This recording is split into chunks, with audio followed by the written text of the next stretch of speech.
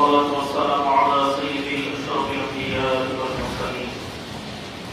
وعلى آله الطيبين الطاهرين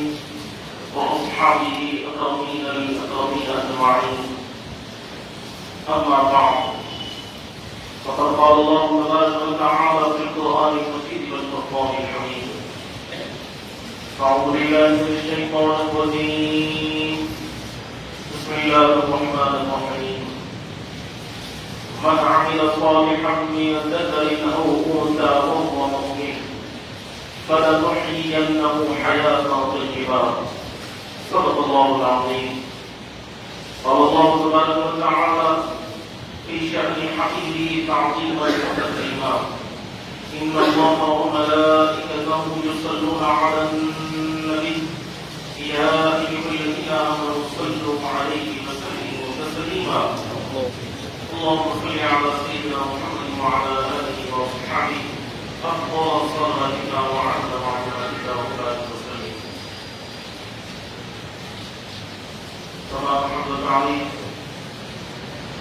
اللہ رب العالمین کے لیے ہے جو ساری کائنات کا خالق و رازق ہے. اس کا لاکھ لاکھ احسان شکر ہے کہ اس نے ہمیں آقائے دو جہاں تاجدار مدینہ احمد مجتبی محمد مصطفیٰ صلی اللہ علیہ وسلم کی امت میں پیدا ہونے کا احساس و شرف عطا فرمایا. اور لاکھوں کروڑوں درود و سلام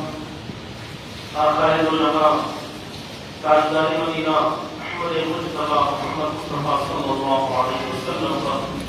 جن کو اللہ رب العزت نے دونوں جہانوں کے لیے رحمت بنا کر بھیجا. حاضرین کرام، شاعر نے جب خوب کہا: سنانے اپنی بربادی کے افسانے کہاں جاتے،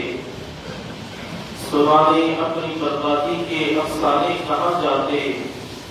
تیرا در چھوڑ کر خواجہ کے دیوانے کہاں جاتے، تیرا در چھوڑ کر خواجہ کے دیوانے کہاں جاتے. ہمیشہ بھیک پائی ہے ہم نے اسی چوکھٹ سے، ہمیشہ بھیک پائی ہے ہم نے اسی چوکھٹ سے. ہم اپنا دامن امید پھیلانے کہاں جاتے، ہم اپنا دامن امید پھیلانے کہاں جاتے. ہماری زمینوں پر نہ ہوتا نقش اس آستانے کا، ہماری زمینوں پر نہ ہوتا نقش اس آستانے کا. غلامان معین محشر میں پہچانے کہاں جاتے، غلامان معین محشر میں پہچانے کہاں جاتے. حاضرین کرام، یہ ماہ محترم رجب المرجب کا مبارک عظمتوں والا مہینہ ہم پر سایہ بھی رکھنے اور اس مبارک مہینے کی فضیلت کے لیے اتنا ہی کافی ہے کہ آقائے دو جہاں تاجدار مدینہ صلی اللہ علیہ وسلم نے اس مبارک مہینے کی فضیلت کے مطابق ارشاد فرمایا کہ رجب اللہ تبارک و تعالیٰ کا مہینہ ہے، شعبان میرا مہینہ ہے، اور رمضان میری امت کا مہینہ ہے. اور اسی طرح رسول پاک صلی اللہ علیہ وسلم نے ارشاد فرمایا کہ رجب بیج بونے کا مہینہ ہے، شعبان پانی دینے کا مہینہ ہے، اور رمضان پھل کھانے کا مہینہ ہے. تو اس ماہ مبارک کی بڑی عظمتیں، بڑی فضیلتیں آقائے دو جہاں صلی اللہ علیہ وسلم نے ارشاد فرمائی ہیں. اور یہاں تک ہمیں بتلا دیا گیا کہ یہ مبارک مہینہ ایسا عظمت والا ہے کہ اگر اس ماہ مبارک میں کوئی 3 روزوں کا اہتمام کرتا ہے، ماہ رجب کے مہینے میں 3 روزے رکھتا ہے، تو اللہ تبارک و تعالیٰ اسے خبر سے اس شان کے ساتھ اٹھائے گا کہ ایک بہت موٹی تازی فرقہ اونٹنی پہ بٹھا کر اللہ تبارک و تعالیٰ اسے خبر سے حشر کے میدان میں لے جائے گا. اس کی سواری کے لیے اللہ تبارک و تعالیٰ ایک اونٹنی، بہت فرقہ اونٹنی اللہ تبارک و تعالیٰ اس کی سواری کے لیے عطا فرمائے گا. تو یہ ماہ محرم بڑی ہی فضیلتوں اور برکتوں والا مہینہ ہے. اور اس کی 6 تاریخ یعنی آج کے دن خواجہ خواجہ قبلہ چشتیہ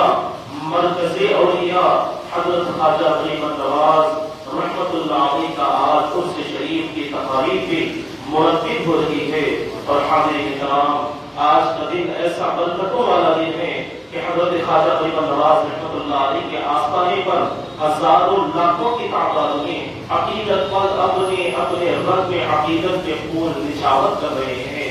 اور آپ وہاں جا کر دیکھیں تو آپ کو پتا چلے گا کہ وہاں پر بزرگان دین، اولیاء کرام، علماء کرام اور صوفیاء اعظام اور فقراء کا ایک بہت بڑا اجتماع وہاں پر منعقد ہوتا ہے۔ اور آپ وہاں پر نظر ڈال کر دیکھیں تو کوئی ذکر خدا میں مصروف ہے، تو کوئی ذکر مصطفیٰ صلی اللہ علیہ وسلم میں مشغول ہے، اور کوئی ہمارے شوق و ذوق کے کلام اللہ کی تلاوت میں مصروف ہے، اور اللہ تبارک و تعالیٰ کی رحمتوں کی بارشیں وہاں برس رہی ہے۔ کیوں نہ ہو وہ آستانہ خواجہ ہند حضرت خواجہ معین الدین حسن سنجری چشتی رحمت اللہ علیہ کا ہے، اور اس دربار عالیہ کی شان وہ شان ہے کہ جہاں سائلوں کی چوریوں کو بھرا جاتا ہے، بے مرادوں کو مرادیں ملتی ہے، بے اولادوں کو اولادیں عطا کی جاتی ہے، اور وہ دربار کی شان کا دربار ہے کہ جہاں دکھیوں کے دکھ دور کیے جاتے ہیں، بے سہاروں کو سہارا ملتا ہے۔ اور یہ نہیں، اور اس کی عظمت کا کیا کہنا کہ وہاں پر ملائکہ کرام بھی، انبیاء کرام علیہ السلام کا جو مقام مرتبہ آقائے دنیا صلی اللہ علیہ وسلم نے بیان کروایا ہے، اور کے ساتھ ہی ساتھ حضور پاک صلی اللہ علیہ وسلم نے یہاں تک بیان فرما دیا کہ جہاں پر اولیاء کرام کا ذکر ہوتا ہے تو اللہ تبارک و تعالیٰ ان کے ذکر کے صدقے سے، ان کے ذکر کی برکت سے اللہ تبارک و تعالیٰ لوگوں کے گناہوں کو معاف فرما دیتا ہے۔ تو یہ عظمت اولیاء کرام کے ذکر خیر کی ہے، اور پھر وہ دربار تو ایسا شان والا، ایسی عظمت والا، ایسی رفعت رکھنے والا دربار ہے کہ جہاں ملائکہ کرام بھی، فرشتے بھی اس دربار میں حاضر ہو کر مسرور ہوتے ہیں۔ کیوں نہ ہو میرے آقائے دنیا صلی اللہ علیہ وسلم نے ارشاد فرمایا، آپ حدیث مبارکہ کی کتابوں کو اٹھا کر دیکھیں گے تو آپ کو پتا چلے گا کہ کئی ایسی تفاسیر کی کتب میں آقائے دنیا صلی اللہ علیہ وسلم کی یہ روایتیں نقل کی گئی ہے کہ میرے پیارے آقا فرماتے ہیں کہ وَمَا تَعَلَى حُكْمِ مُحَمَّدٍ وَآلِ مُحَمَّدٍ صلی اللہ علیہ وسلم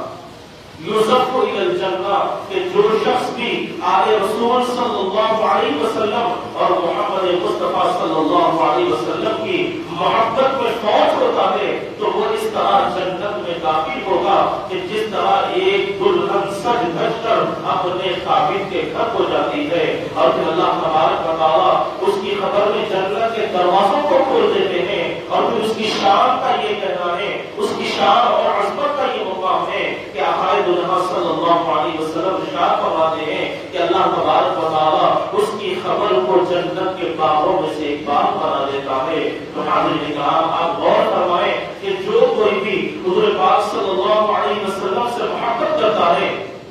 اور آپ کی آل سے محبت کرتا ہے تو اللہ تبارک و تعالیٰ اسے ایسی شان عطا فرماتے ہیں کہ اس کے لیے جنت کے دروازوں کو کھول دیا جاتا ہے، ملائکہ اس کی خبر کی زیارت کے لیے آتے ہیں، اور اس کی خبر کو جنت کے باغوں میں سے ایک باغ بنا دیا جاتا ہے۔ یہ شان اللہ تبارک و تعالیٰ اس شخص کو عطا فرماتا ہے۔ تو آپ ذرا غور فرمائیں کہ حضرت خواجہ غریب نواز رحمت اللہ علیہ جو حضور پاک علیہ السلام سے بے پناہ محبت فرمایا کرتے تھے، آپ کے رگ رگ میں حضور پاک علیہ السلام کی محبت وسیع ہوئی تھی، اور پھر آل رسول کی محبت کا تو یہ معاملہ ہے کہ آپ کا وہ شعر آج بھی یہ اعلان کر رہا ہے، آپ کی محبت کا ثبوت دے رہا ہے کہ جو آپ نے سید الشہداء راکب دوش مصطفیٰ حضرت امام حسین رضی اللہ عنہ کی شان میں لکھا تھا۔ شعر کیا ہے آپ نے بارہا سنا ہے کہ شاہ است حسین، بادشاہ است حسین، دین است حسین،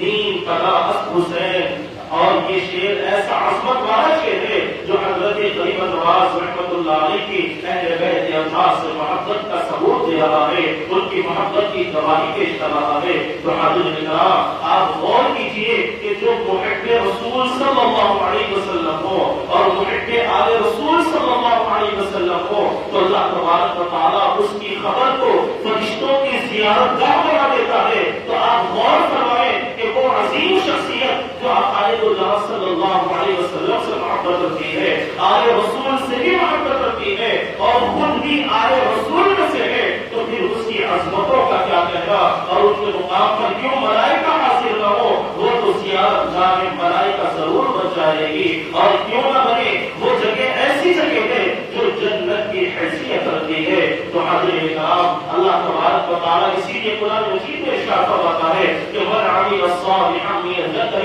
او انثى وهو مؤمن فلنحيينه حیاۃ طیبہ، کہ جو کوئی ایمان لائے اور نیک عمل کرے، چاہے وہ مرد ہو یا عورت ہو اور وہ مومن ہو، تو اللہ تبارک و تعالیٰ اسے حیات طیبہ عطا فرماتے ہیں۔ تو اب غور کریں کہ اس آیت طیبہ میں اللہ تبارک و تعالیٰ نے ارشاد فرما دیا کہ جو کوئی بھی ایمان لائے اور اعمال صالحہ کرے، اچھے اعمال کرے، تو اللہ تبارک و تعالیٰ اس کو بے شمار نعمتوں سے مالامال فرماتا ہے، اور اس کے لیے اللہ تبارک و تعالیٰ نے اجر عظیم کا بھی وعدہ فرمایا ہے، کیونکہ اس کی گواہی اللہ کا کلام خود دے رہا ہے کہ وَبَشِّرِ الَّذِينَ آمَنُوا وَعَمِلُوا الصَّالِحَاتِ أَنَّ لَهُمْ جَنَّاتٍ تَجْرِي مِن تَحْتِهَا الْأَنْهَارُ، یہ خوشخبری ہے ان لوگوں کے لیے جو ایمان لائے اور نیک عمل کیے، تو ان کے لیے اللہ تبارک و تعالیٰ نے ایسی جنتیں رکھی ہیں کہ جس کے نیچے سے نہریں جاری ہے۔ اور ایک مقام پر یہ بھی ارشاد ہوتا ہے کہ اللہ تبارک و تعالیٰ فرما رہے ہیں کہ وعد اللہ الذین آمنوا وعملوا الصالحات منهم مغفرۃ واجر عظیما، کہ اللہ تبارک و تعالیٰ نے ان لوگوں سے وعدہ فرمایا ہے کہ جو ایمان لائے، نیک عمل کیے، تو اللہ تبارک و تعالیٰ نے ان سے اجر عظیم کا اور مغفرت کا وعدہ فرما لیا ہے۔ اور پھر ایک سورہ مبارک میں اللہ تبارک و تعالیٰ کا ارشاد ہے کہ والعصر، زمانے کی قسم، ان الانسان لفی خسر، کہ بے شک انسان خسارے میں ہے، الا الذین آمنوا، مگر وہ لوگ جو ایمان لائے، وعملوا الصالحات، نیک عمل کیے، وتواصوا بالحق وتواصوا بالصبر، اور ایک دوسرے کو نصیحت کرتے ہیں حق کی، ایک دوسرے کو نصیحت کرتے ہیں صبر کی۔ تو ان تمام آیات بینات پر اگر غور کیا جائے تو ہمیں وضاحت کے ساتھ یہ معلوم ہو رہا ہے کہ جو لوگ بھی ایمان لاتے ہیں اور نیک عمل کرتے ہیں، تو اللہ تبارک و تعالیٰ نے اس کے لیے اجر عظیم کا وعدہ بھی فرمایا ہے، مغفرت کا وعدہ بھی فرمایا ہے، اور ان کے لیے جنت کے نیچے ایسی نہریں جاری ہے کہ جسے کسی آنکھ نے نہیں دیکھا اور کسی کان نے نہیں سنا، ایسی نعمت اللہ تبارک و تعالیٰ نے ان لوگوں کے لیے اٹھا کر رکھی ہے۔ تو میں عرض کر رہا تھا کہ جو کوئی بھی نیک عمل کرے اور ایمان لانے کے ساتھ نیک عمل کرے، تو اللہ تبارک و تعالیٰ اسے حیات طیبہ عطا فرماتا ہے۔ تو اب حیات طیبہ کا مطلب کیا ہے؟ تو حضرات کرام، تفاسیر کی کتب میں آتا ہے کہ حضرت امام صادق رضی اللہ عنہ کا قول یہ ہے کہ آپ فرماتے ہیں کہ ہی المعرفۃ باللہ، کہ اللہ کی پہچان ہی حیات طیبہ ہے۔ اور حضرت اتحاد فرماتے ہیں کہ حیات طیبہ ہے، اس کا مطلب یہ ہے کہ جب کسی بندے کو حیات طیبہ مل جاتی ہے تو پھر وہ کھانا، اس کا کھانا پینا بھی حلال ہو جاتا ہے، اس کا پہننا بھی حلال ہو جاتا ہے۔ اور اسی طرح حضرت مجاہد رضی اللہ عنہ ارشاد فرماتے ہیں کہ حیات طیبہ کا مطلب یہ ہے کہ اللہ تبارک و تعالیٰ اس کی خبر کو جنت کے باغوں میں سے ایک باغ بنا دے گا۔ تو حضرت کرام، آپ غور فرمائیں کہ کیسا عظمت والا مقام ان لوگوں کے لیے اللہ تبارک و تعالیٰ نے بیان فرمایا ہے کہ جو ایمان بھی لاتے ہیں، ایمان لانے کے ساتھ ساتھ اچھے اعمال بھی کرتے ہیں، جن کے لیے اللہ کے ایمان سے، اللہ کی محبت سے لبریز ہے، اور جن کے قلوب حضور پاک علیہ السلام کی محبت سے لبریز ہے، تو ایسوں کے لیے اللہ تبارک و تعالیٰ نے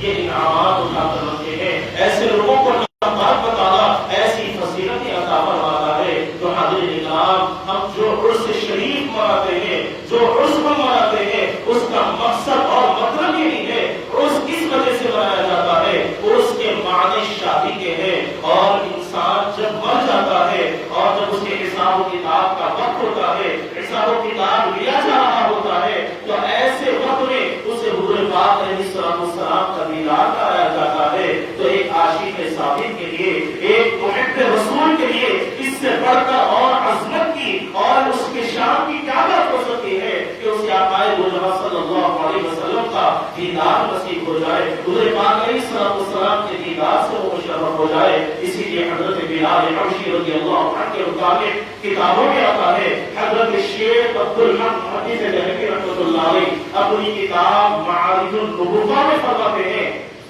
کہ حضرت بلال حبشی رضی اللہ عنہ کے جب وصال کا وقت قریب آیا تو آپ کی زوجہ محترمہ زار و فطار ہو رہی تھی۔ آپ نے ارشاد فرمایا کہ یہ رونے کا وقت نہیں ہے بلکہ یہ تو خوشی اور مسرت کا موقع ہے، کیونکہ کل میں آقا دو جہاں صلی اللہ علیہ وسلم سے ملاقات کروں گا، آپ کے اصحاب اور آپ کے احباب سے ملاقات کروں گا، تو یہ خوشی کا موقع ہے۔ تو حاضرین کرام، ہم جو عرس مناتے ہیں یہ اس لیے منایا جاتا ہے کہ یہ اولیاء کرام کے لیے بڑی شان والا دن ہوتا ہے، حضور پاک علیہ السلام کی دیدار کا دن ہوتا ہے، اسی لیے ہم اس دن خوشی مناتے ہیں۔ اور پھر قرآن مجید میں کہ اللہ تبارک و تعالیٰ نے فرما دیا کہ وَالسَّلَامُ عَلَيْهِ يَوْمَ وُلِدَ وَيَوْمَ يَمُوتُ وَيَوْمَ يُبْعَثُ حَيًّا، کہ جس دن وہ پیدا ہوئے اور جس دن وہ گزرے اور جس دن وہ اٹھائے جائیں گے ان پر اللہ تبارک و تعالیٰ سلامتی بھیج رہا ہے۔ تو اس سے پتہ چلتا ہے کہ اولیاء کرام کا مقام اور مرتبہ کس قدر بلند ہے۔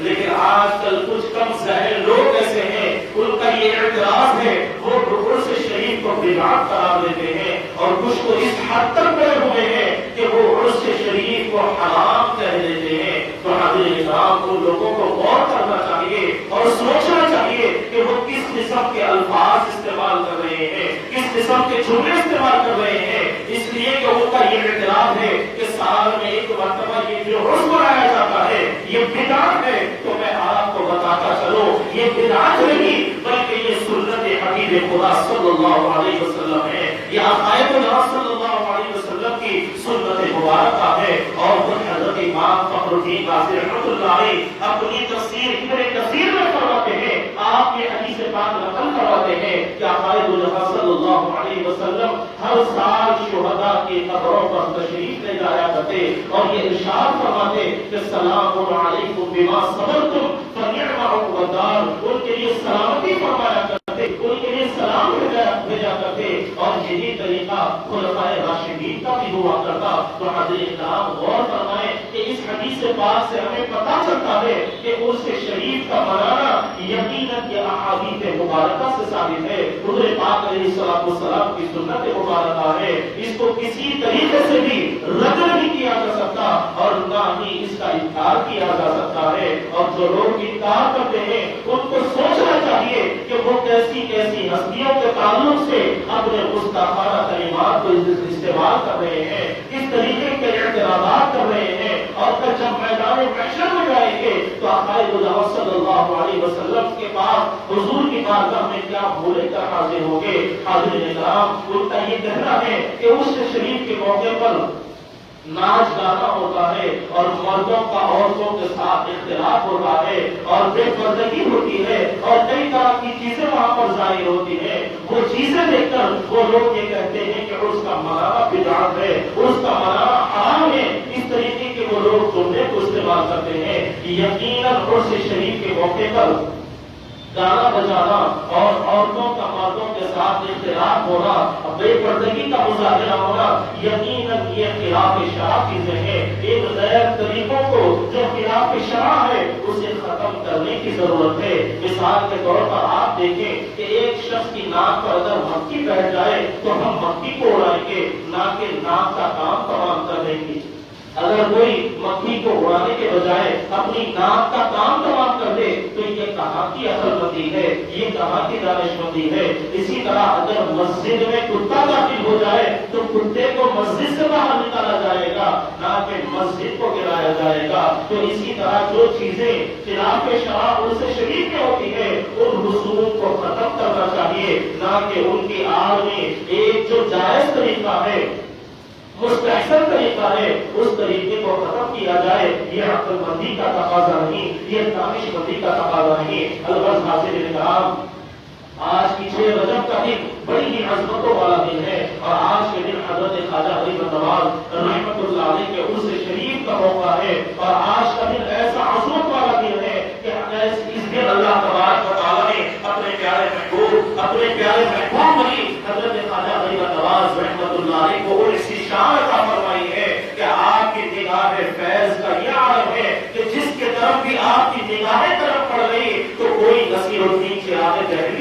گیا، کوئی قطب الدین بختیار کاکی بن گیا، کوئی صابر میاں کلیم بن گیا، اور تو کوئی بابا فرید الدین گرد شکر بن گیا، اور خواجہ اجمیری جو پیر طریقت بھی ہے اور پاسبان شریعت بھی ہے، اور لوگوں کے ساتھ آپ کی محبت کا یہ عالم تھا، لوگوں کے ساتھ آپ کی نرمی کا یہ عالم تھا کہ حضرت بابا فرید الدین گرد شکر رحمت اللہ علیہ فرماتے ہیں کہ میں 20 سال کا آپ کی خدمت میں رہا، لیکن میں نے کبھی آپ کو کسی پر غصہ ہوتے ہوئے نہیں دیکھا، اور حضرت کعبہ اور حضرت بختیار کاکی رحمت اللہ علیہ فرماتے ہیں کہ میں 20 سال تک آپ کی خدمت میں رہا، اور میں نے کبھی کسی سائل کو آپ کے در سے خالی جاتے ہوئے نہیں دیکھا، خالی جھولی لے جاتے ہوئے نہیں دیکھا۔ جب بھی کوئی آپ کی بارگاہ میں آتا تو اپنی مرادوں کو پا کر وہاں جاتا، اپنی جھولیوں کو اپنی مرادوں سے بھر کر وہاں جاتا۔ تو یہ شان حضرت خواجہ غریب نواز رحمۃ اللہ علیہ کو اللہ تبارک و تعالیٰ نے عطا فرمائی ہے، اور آپ کی عظمت کا اندازہ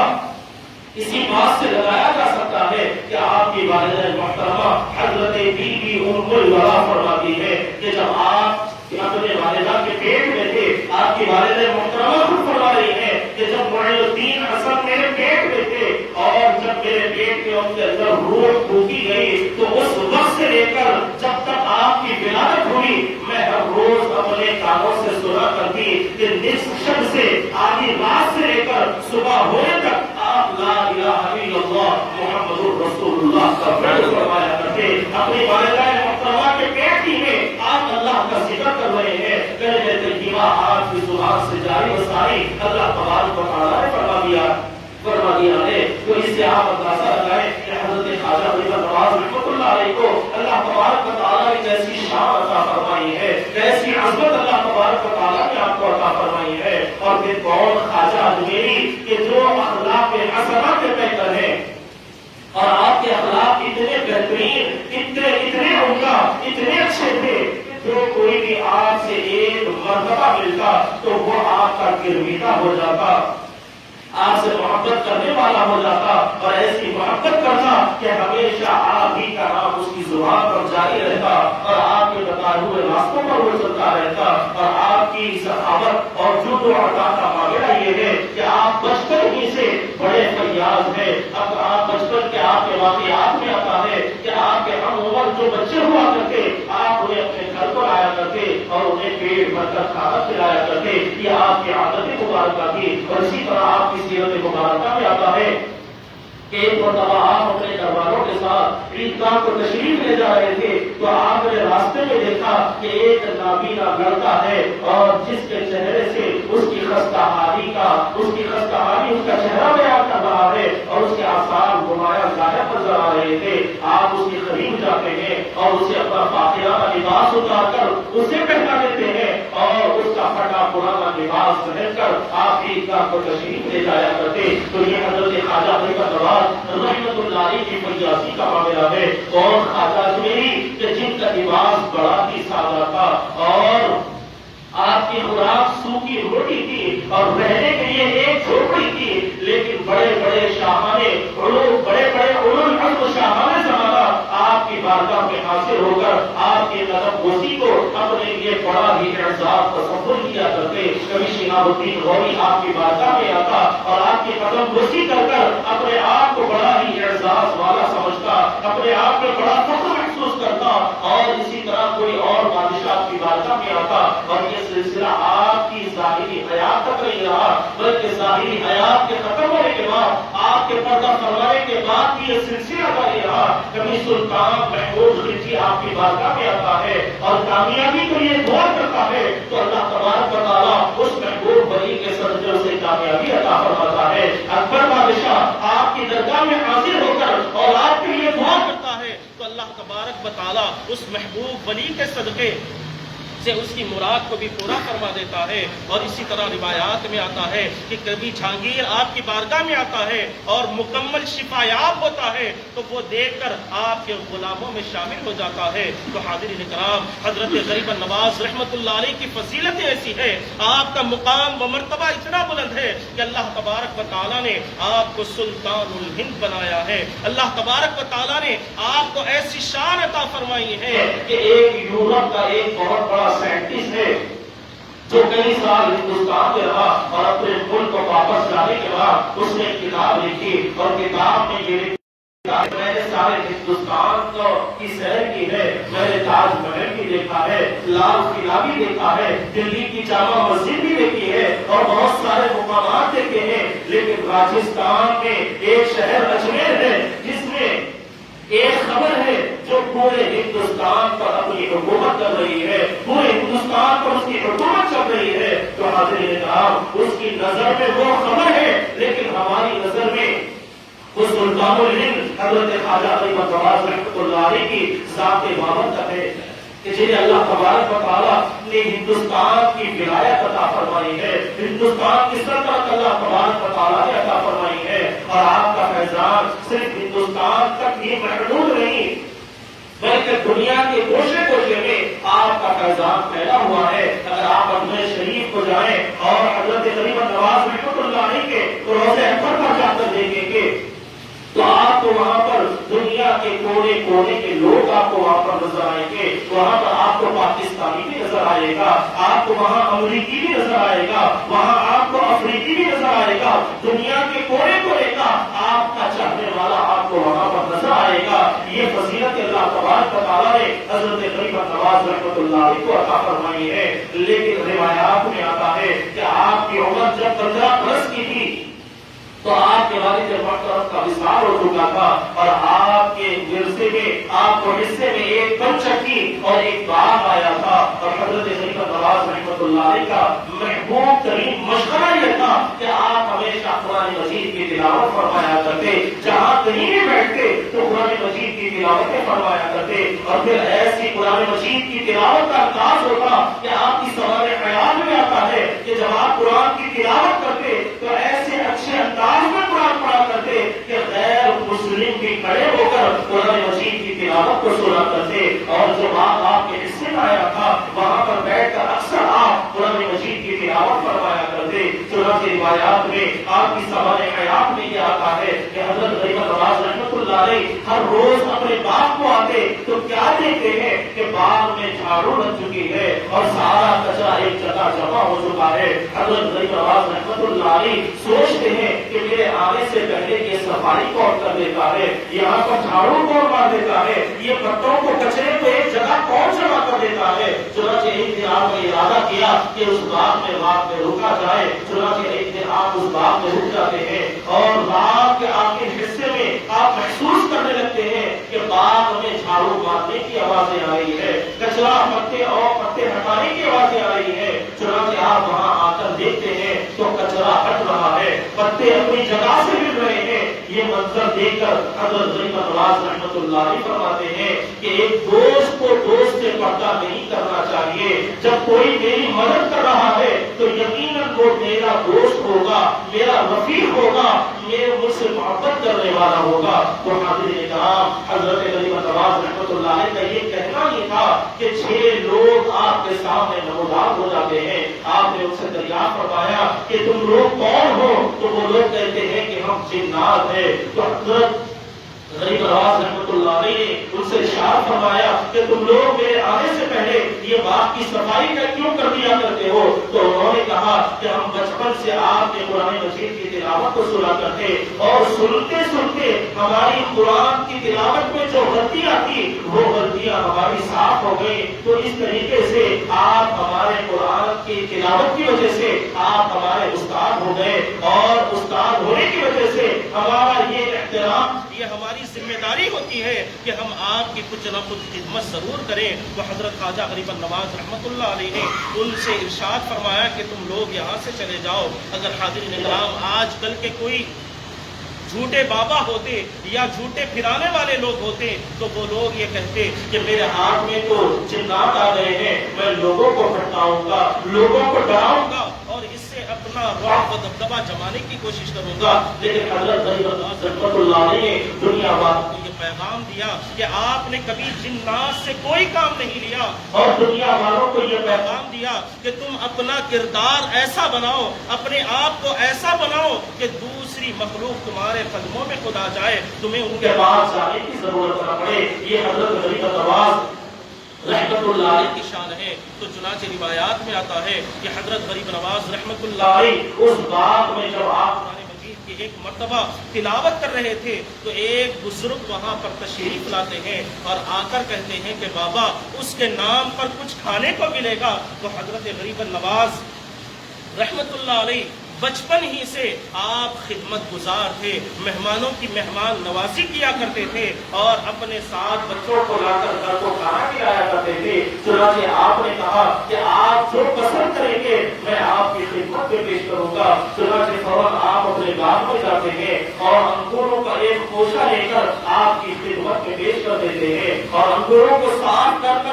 اس مہمان کی خدمت میں پیش کرتے ہیں. جب اس مہمان نے آپ کی یہ مہمان نوازی دیکھی، آپ کی یہ خدمت گزاری دیکھی، آپ کے اخلاق کو دیکھا تو پوچھا کہ بیٹا تم کون ہو، تمہارا نام کیا ہے؟ تو وہ حضرت خواجہ غریب نواز رحمۃ اللہ علیہ نے ارشاد فرمایا کہ میرا نام حسن ہے اور مجھے لوگ بڑے وزیر بھی کہتے ہیں. جب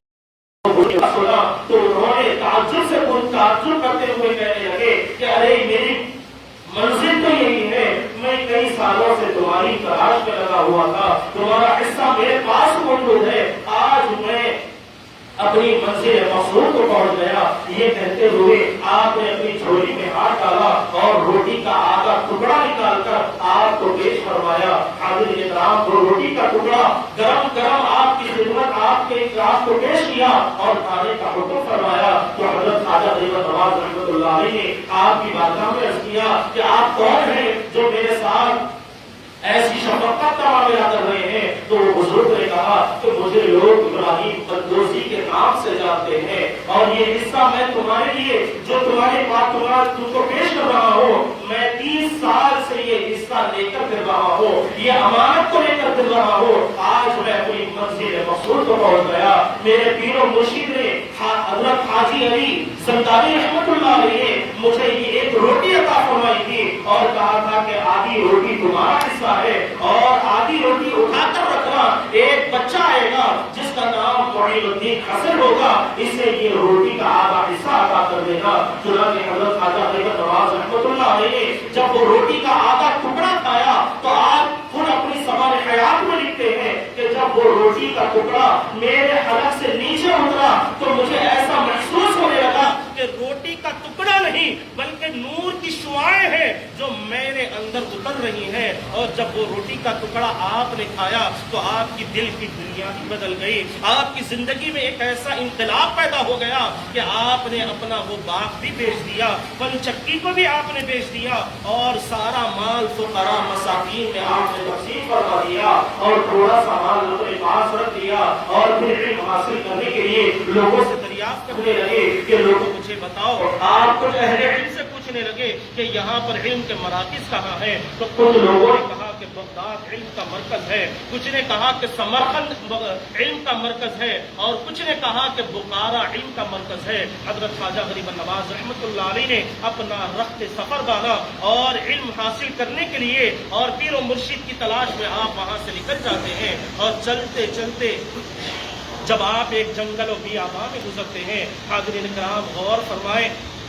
کہ حضرت خواجہ غریب نواز رحمۃ اللہ علیہ کی ابھی عمر شریف صرف 15 سال کی تھی، آپ صرف 15 برس ہی کے تھے، لیکن ایسی عمر میں بھی آپ نے علم کے لیے سفر فرمایا، مرشد کامل کو ڈھونڈنے کے لیے آپ نے اپنا سفر شروع فرمایا. چنانچہ چلتے چلتے جب آپ ایک جنگل و بیاباں میں پہنچتے ہیں تو کیا دیکھتے ہیں کہ ایک جھاڑ کے نیچے دو لوگ بیٹھے ہوئے ہیں اور وہ ڈاکو ہوتے ہیں، لوگوں کا مال لوٹ لیا کرتے تھے اور لوگوں کو ڈرا دھمکا کر یا کبھی بہلا پھسلا کر ان کا مال ہڑپ لیا کرتے تھے. ان کے آنے سے پہلے حضرت خواجہ غریب نواز رحمۃ اللہ علیہ کو ان کے پاس چلے جاتے ہیں اور ان سے پوچھتے ہیں کہ بھائیو اس جنگل بیاباں میں آپ یہاں کیا کر رہے ہو؟ تو انہوں نے کہا کہ ہم مسافر ہیں، ہمارے پاس کھانے پینے کے لیے کچھ بھی نہیں ہے، اگر آپ ہمیں کچھ عنایت فرما دیں تو یہ آپ کی مہربانی ہوگی. تو حضرت خواجہ غریب نواز رحمۃ اللہ علیہ نے کھانے پینے کی جو چیزیں خریدی تھی